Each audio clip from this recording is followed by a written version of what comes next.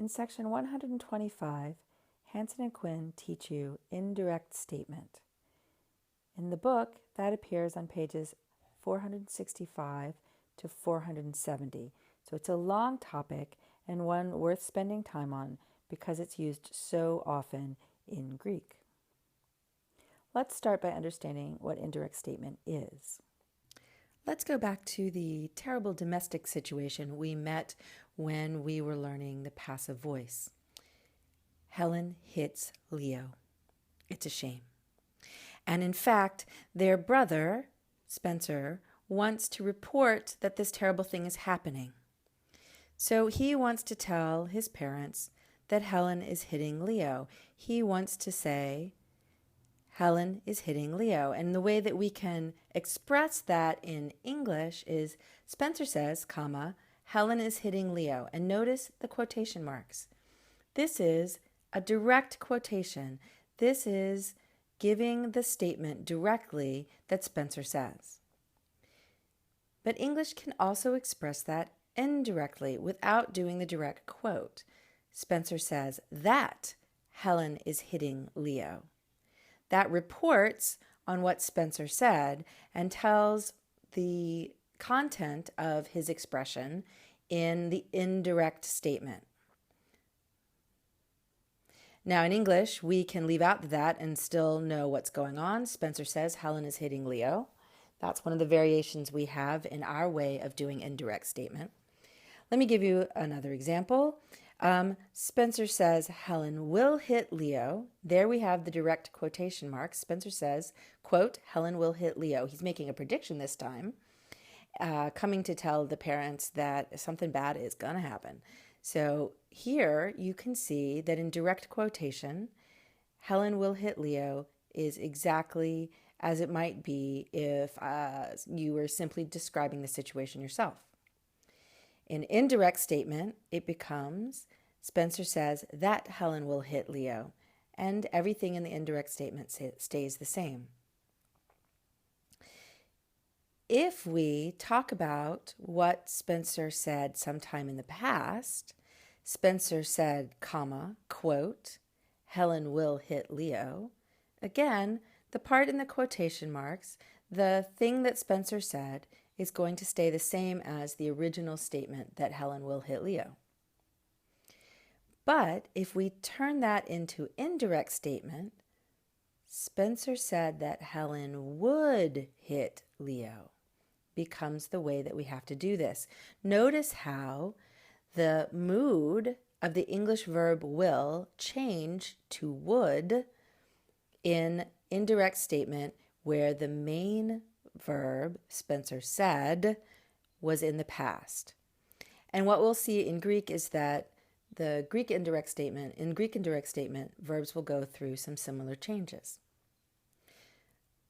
Okay, now that we've had a little bit of an experience about what indirect statement actually is, it's the reported speech or thought of somebody. Let's look and see what kinds of verbs can introduce such an indirect statement, such a subordinate clause. They're all what you could call verbs of the head. So, Spencer reports that Helen is hitting Leo. Spencer announces that Helen is hitting Leo. Feels that Helen is hitting Leo. Knows that Helen will hit Leo. Spencer hears that Helen will hit Leo. Thinks that she will hit Leo. Learns that she will hit Leo. Sees that she will hit Leo. Makes clear that Helen is hitting Leo. Shows that Helen is hitting Leo. Recognizes it. Believes that Helen is hitting Leo. Perceives that Helen is hitting Leo. Learns that Helen is hitting Leo. Finds out that Helen will hit Leo. All of these English verbs could be thought of as verbs of the head, where something that you do with your head, see or think or recognize or understand, they all come from sensory parts of and expressive parts of your head. And all of these English words here are the translations of Greek verbs that you already have or will have in Hansen and Quinn. Now let's see how Greek does indirect statement. Greek actually has 3 ways to do it. and we'll learn all three in this video. The first is called the finite construction, and it's the one that most resembles the way English does indirect statement. In the finite construction, you'll have a main clause with a verb of the head. So in the example that we were using earlier, this would be Spencer says, and says is the verb of the head. And you'll have a conjunction, haughty or hos, just like that in English. And then we have to look at primary and secondary sequence. Here, what we're doing is a little different from what you learned for purpose clauses or fear clauses.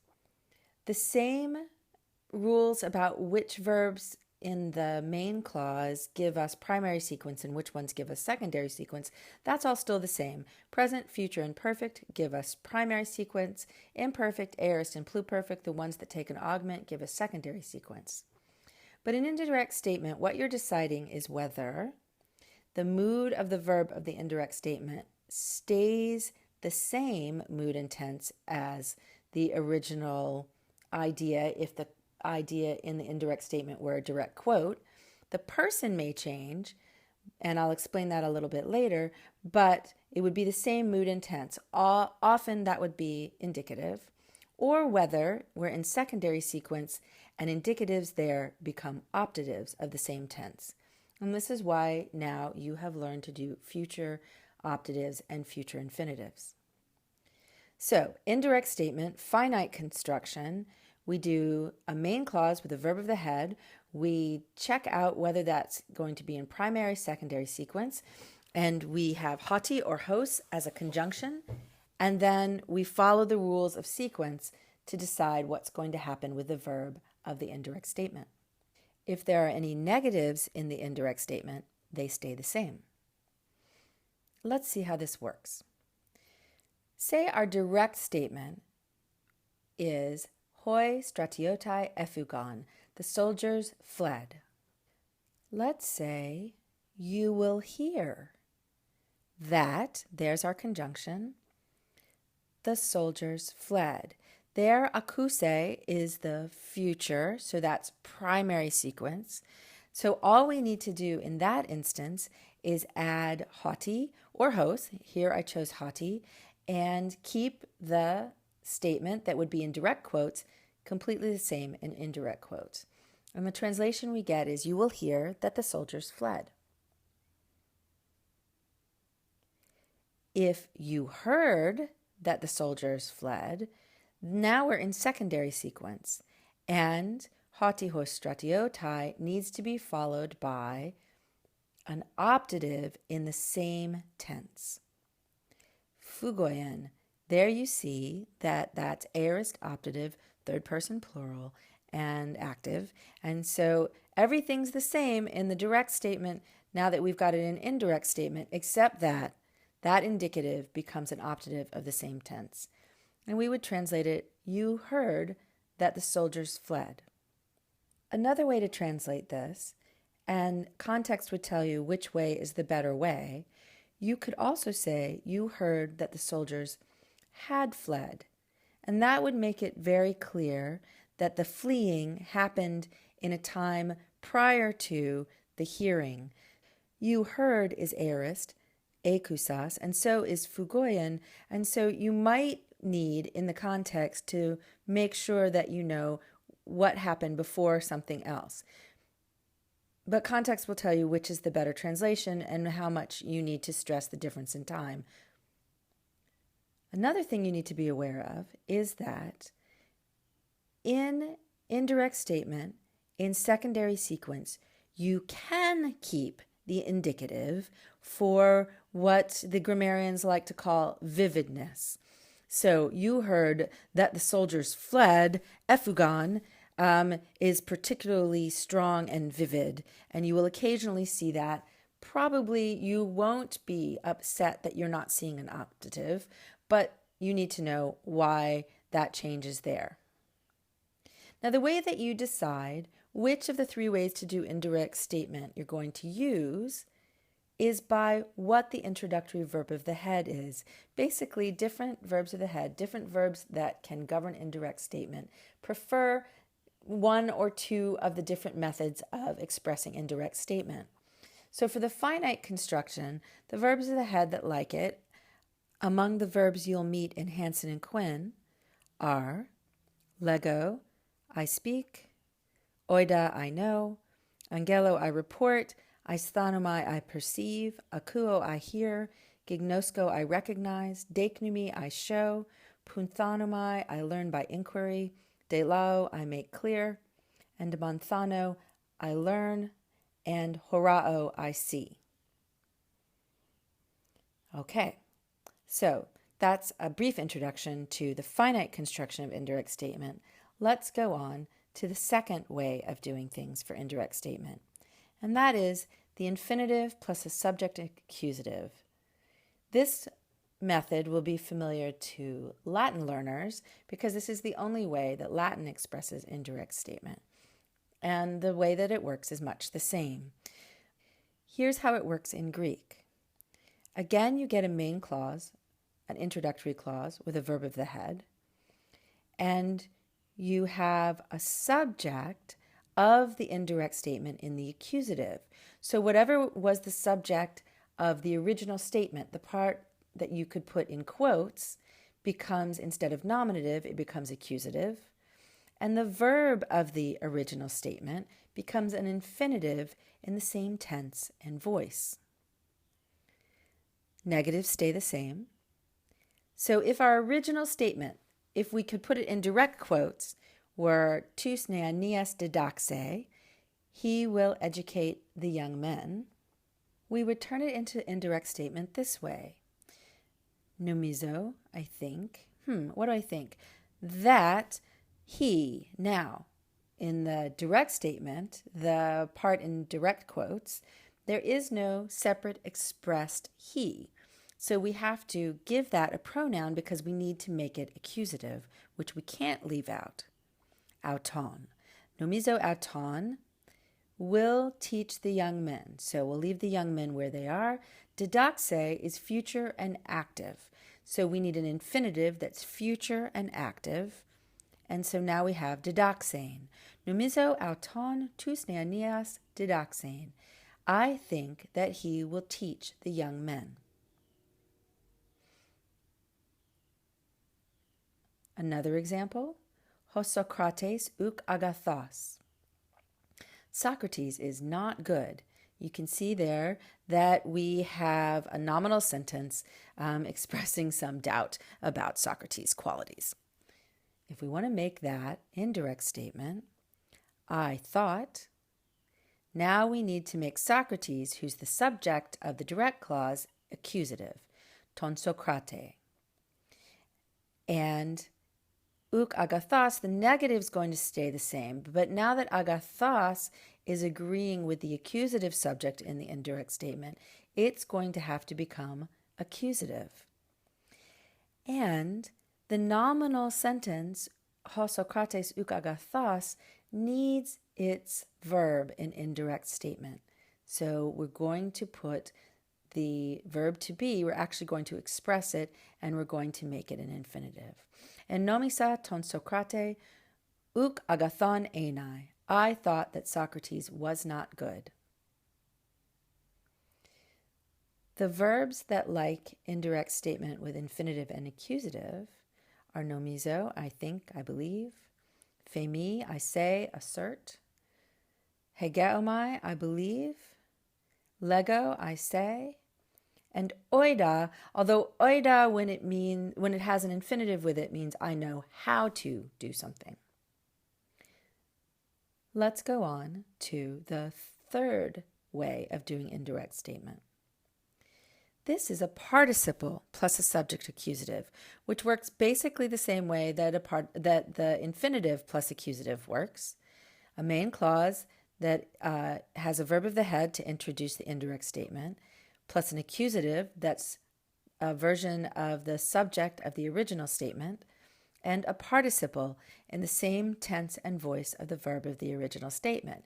Now you know well that participles agree with whatever is doing that participle. So the participle in indirect statement will be accusative because it's going to agree with its accusative subject. Again, negatives stay the same.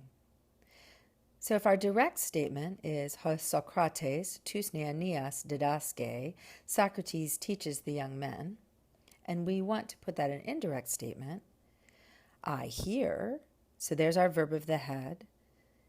Then we need Socrates to be in the accusative, to be the subject of our indirect statement.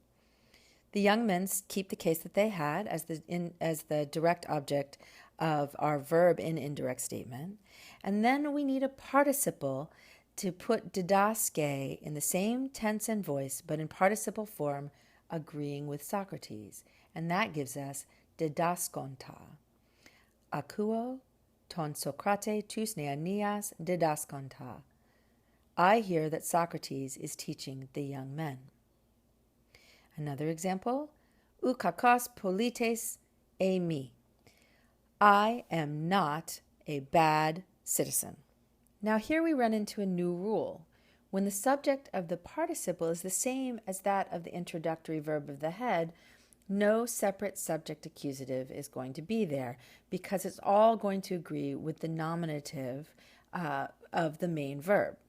So when we turn this sentence into indirect statement with a verb that requires the participle kind of indirect statement, for instance, deknumi, and here we have the future, dekso, I will show, ou kakos polites stays in the nominative because it's going to be the same as the subject of the main verb. I will show ou kakos polites own. I will show that I am not a bad citizen. The verbs that like the participle kind of indirect statement are angelo, I report, aisthanomai, I perceive, akuo, I hear, gignosko, I recognize, deknumi, I show, punthanomai, I learn by inquiry, delao, I make clear, manthano, I learn, and horao, I see. Of course, these are just the verbs that appear in Hansen and Quinn that, like the participle kind of indirect statement, you will, in your career in Greek, meet many others. Okay, that's all three ways to do indirect statement, but I really only gave you a couple of examples with each one. Let's look at a few more and see what they tell us. Legusin hos tauth hupa Socratus uk eprakthe. Here we have the first kind of indirect statement, the finite construction, because the verb of the indirect statement is a finite verb. It has person and number. And we translate, they say, legusin, hos, that, taut, which is short for tauta, these things, uk eprakthe, were not done by Socrates, hupa Socratus. So there's nothing really surprising there. And one of the things I want to show you is that although it's pretty impossible to teach indirect statement without thinking about, to start with anyway, what the direct statement was, what could go in quotes, you don't really need that once you understand the concept, and you'll just translate as you see it here.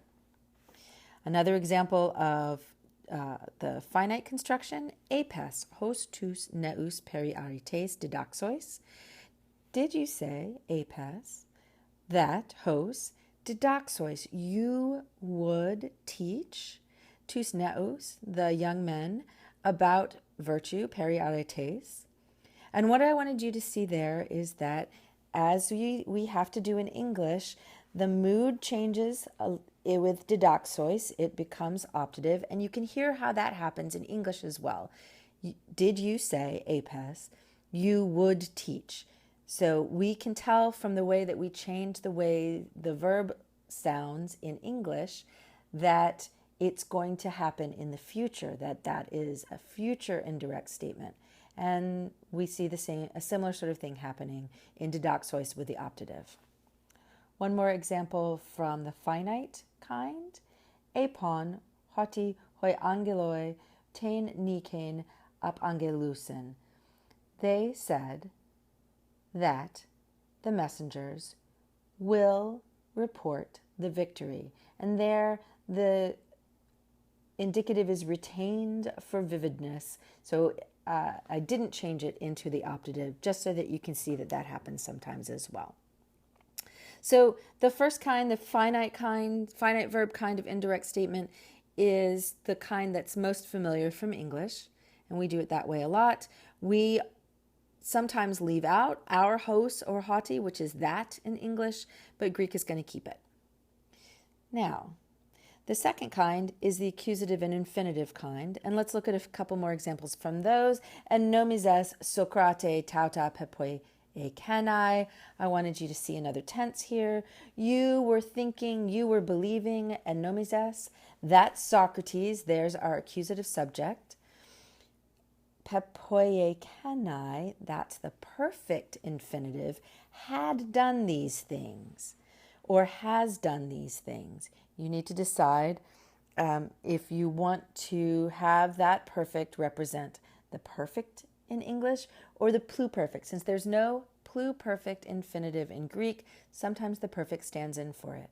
So en nomizes Socrate tauta pepoi ekanai could, depending on context, be you were thinking that Socrates had done these things, or you were thinking that Socrates has done these things. Nomize autein agathein enai. Here we have, she thinks that she, autein, and this would be a different person, is good, agathein enai. So there, the autein, the accusative subject of the indirect statement, is a different person from the subject of nomize. But nomize agathe enai shows you that things get a little bit different if the subject of the verb of the head is also the subject of the indirect statement. So she thinks that she is good. Here, the infinitive stays the same because infinitives are simply infinitives. But now, instead of the agathe turning into agathein in the indirect statement, because it's agreeing with the subject of the main verb, it stays nominative. So she thinks that she is good, and here the she is in fact the same one as is the subject of nomize. And now a few more examples with the third kind of indirect statement, accusative and participle. Acusata tondaton andra pasconta. Y'all heard that this man was suffering.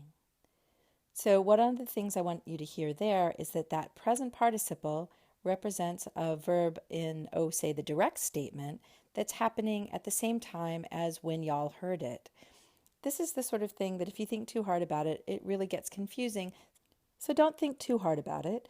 You automatically do all of this changing around of tense in English, and it's really much easier to do in Greek than it appears from all those pages of Hansen and Quinn on indirect statement. Just relax, see if things that you translate fit with the context, and make adjustments if necessary. Here's another example. Angeleto ha kerux tautas kaka pepoiaquias. Let the herald announce that these women, tautas, have done pepoiaquias, bad things. So there you see a use of the perfect participle to show completed aspect and talk about what those women or these women have done. Engelamen tuton kaka poiesanta. We were announcing that this man will do poiesanta, there's a future participle, will do bad things. Or we were announcing that this man would do bad things. English does both variations. I just remembered that back when I was explaining the finite construction of indirect statement, that first kind, I said I was going to explain why sometimes, even though you keep the verb in the same tense and voice, sometimes you might need it to change person. Here's an example of how that happens. If you have the sentence, the idea, tas neas didaxo, I will teach the young women, and you need to report that somebody said that, or says that, you'll get a verb of the head, she says, and then we're in the finite construction, so we'll get hoti, or I could have used hos, as the conjunction, and then tasneas, the direct objects, is going to stay the same, and didax is going to be our future stem because it's still going to be future, but now I'm not going to say she says that I will teach the young women because that would sound like direct statement in the quotes. Instead, we have to change it from first person to third person. Didaxe. She says, lege, hoti tasneas didaxe, that she will teach the young women. So it's that sort of situation where sometimes you have to change the person of the verb of the indirect statement. As you can tell, indirect statement is going to come in all kinds of varieties, and you will read Real Greek where one verb of the head can introduce pages of infinitives in indirect statement. Plato has a lot of this. But it's really not as hard as it seems from all of the attention that it gets. It's just an important thing that you will run into a lot, but that frequency also means that you'll get used to reading it very well, and I hope that you start practicing soon.